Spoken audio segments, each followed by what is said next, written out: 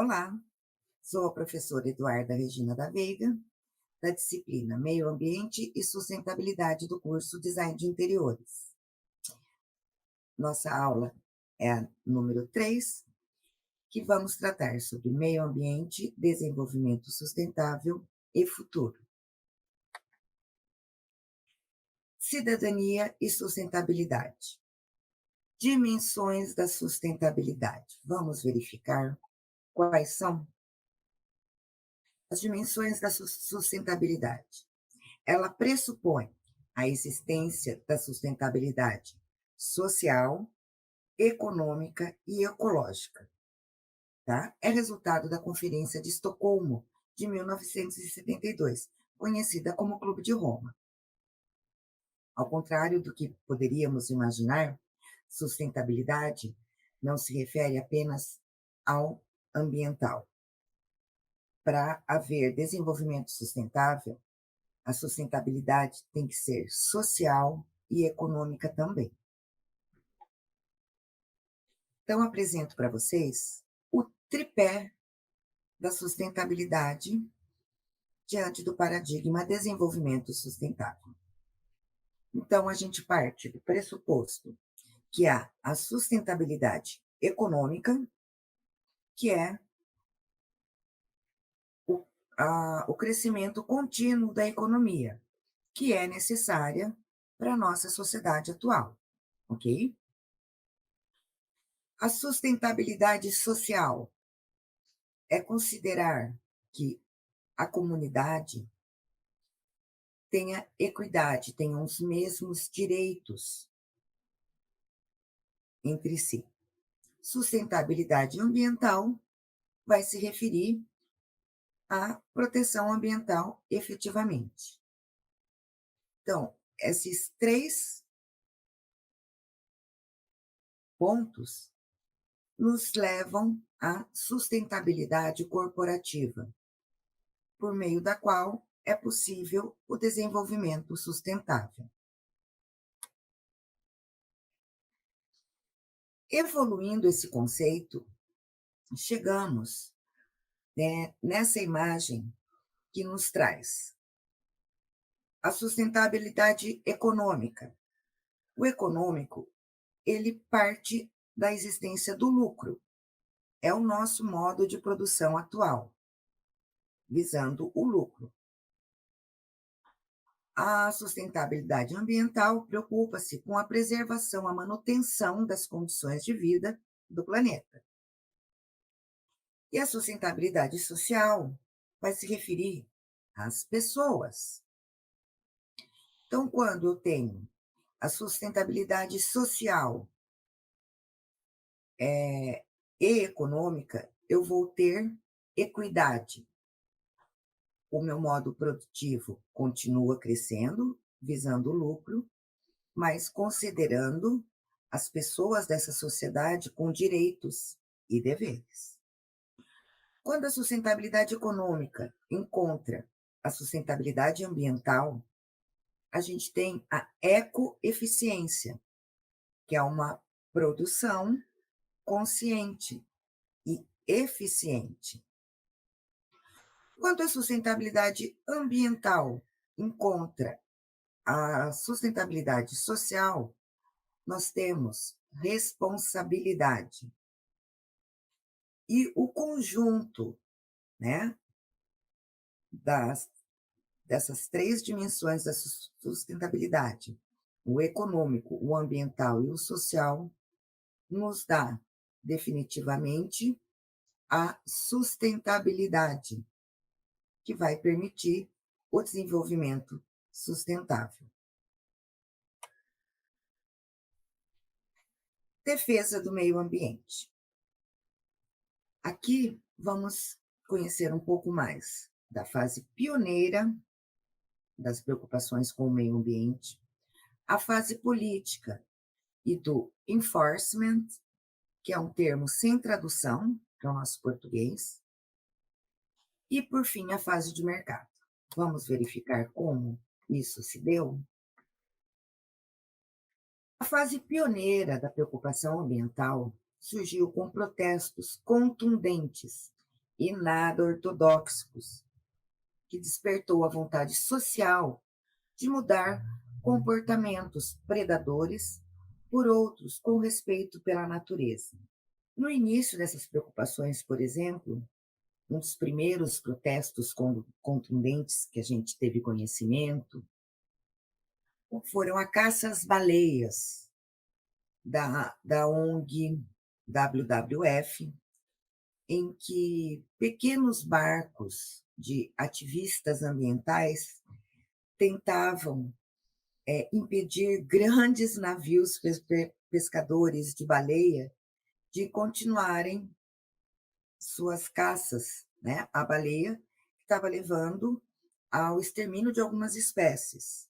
Esse é um exemplo de alguns dos protestos contundentes da fase pioneira das preocupações ambientais. Sugiro que pesquisem outros protestos, alguns bastante chocantes, que visavam mesmo impressionar a opinião pública, e isso despertou a vontade social, né? A vontade da sociedade, do indivíduo, de mudar seus comportamentos em relação à natureza. Né? Acendeu uma luz na consciência. Fase política e do enforcement, um termo que não temos tradução para o português. Do que se trata? Diante daqueles protestos contundentes, nada ortodoxos, que mobilizou a opinião pública, despertando interesses no indivíduo em relação à preservação do meio ambiente, as autoridades governamentais se viram obrigadas, em todos os níveis, a começar a editar leis, decretos, normas técnicas e demais instrumentos de controle ambiental, o que pode ser traduzido para o enforcement. São, por exemplo, leis de zoneamento urbano, onde não podemos ter ocupação, por exemplo, de fundo de vale. Ainda dentro da lei de zoneamento urbano, uma região é destinada à implantação de indústrias, longe de bairros residenciais, com uma infraestrutura diferente para que os resíduos dessa produção industrial não contaminem nem água, nem solo, e o minimamente possível o ar. E, por fim, a fase do mercado, que é quando a gente começa a ter a oferta, começa a ter acesso a serviços técnicos, equipamentos de controle e de novos processos limpos. Quando o mercado oferece ferramentas, instrumentos para que a produção, né, aconteça da maneira a provocar o menor impacto possível. Porque o impacto sempre vai haver. O importante é que possamos reduzi-los ao máximo e mitigá-los, diminuir os efeitos que eles causam. Sociedade e meio ambiente. Agenda 21, a brasileira. A gente já, em nível de Brasil, a gente está bastante adiantado mundialmente nas nossas leis, ao menos. Falta um pouco mais de empenho dos gestores, maior fiscalização e comprometimento de toda a sociedade. Então, a Agenda 21 brasileira, ela tem nos seus pressupostos a sustentabilidade ecológica, a sustentabilidade ambiental, a sustentabilidade social, a sustentabilidade econômica e a sustentabilidade política.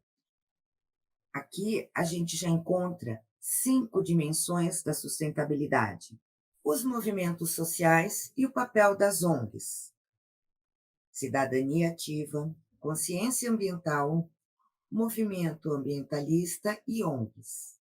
Vamos ver o papel de cada situação dessa? Cidadania ativa. não tem como a gente se esquecer dos objetivos da educação ambiental, que nos promove a cidadania. Então, são práticas inovadoras que incrementam a corresponsabilidade das pessoas em todas as faixas etárias e grupos sociais na formação de cidadãos comprometidos com a defesa da vida. Por exemplo, quando em casa a gente separa o lixo orgânico do reciclável, a gente está exercendo a nossa cidadania ativa.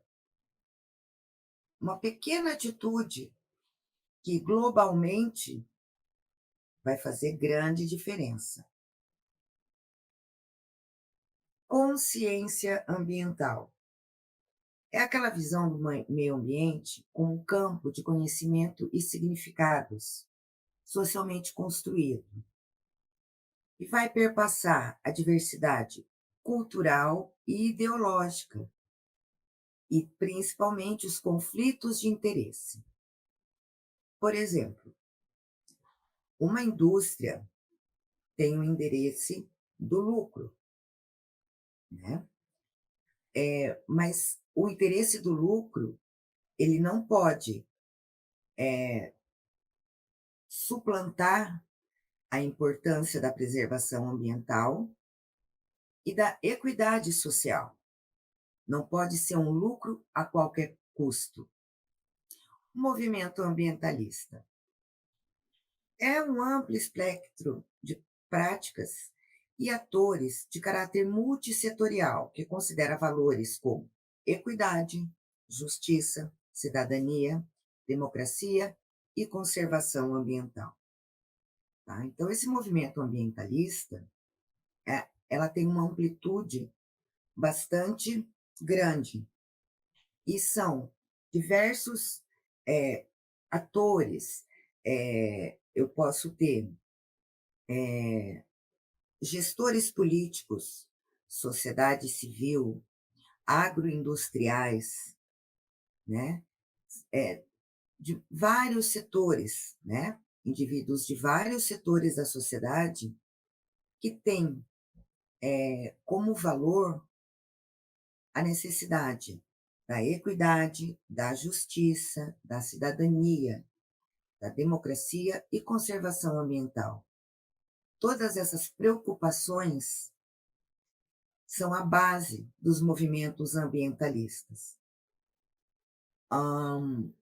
Por muito tempo, o, o homem considerou a espécie mais importante do planeta. Diante dessa definição de movimento ambientalista, a gente percebe e reconhece que todas as espécies são importantes, são essenciais ao equilíbrio do ecossistema. Uma espécie que saia, né, do ecossistema vai provocar desequilíbrio em outras espécies. Lembram-se a sociedade de risco?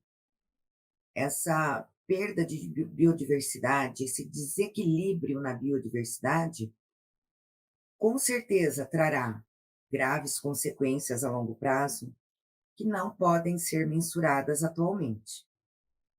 Então, à medida que mantemos a equidade, justiça, cidadania, democracia e a conservação ambiental em mente, minimizamos esse risco a longo prazo. As ONGs. ONGs são organizações não governamentais. É a sociedade civil organizada para um objetivo. Em especial, as questões ambientais. Quais são as principais características das ONGs? Ela tem uma credibilidade sedimentada, né? Pois ela não tem interesses de lucro, ela não tem conflitos políticos, ela é idônea, essa organização. Então, ela imprime credibilidade em suas ações. e é o capital ético dessas organizações, né? A autonomia e a possibilidade de não sofrer interferências nem políticas, nem financeiras, ok? Ela tem efetividade na microrrealidade social. Ela efetivamente, ela altera a realidade social local. São, ações que efetivamente, faz diferença na vida do indivíduo, ok? É aquela ação que vai realmente mudar a minha realidade. Não fica naquele campo governamental, lá distante, só para dizer que tem. É uma ação que efetivamente vai mudar a realidade do indivíduo, não é utópica. Eficiência quanto à aplicação de recursos.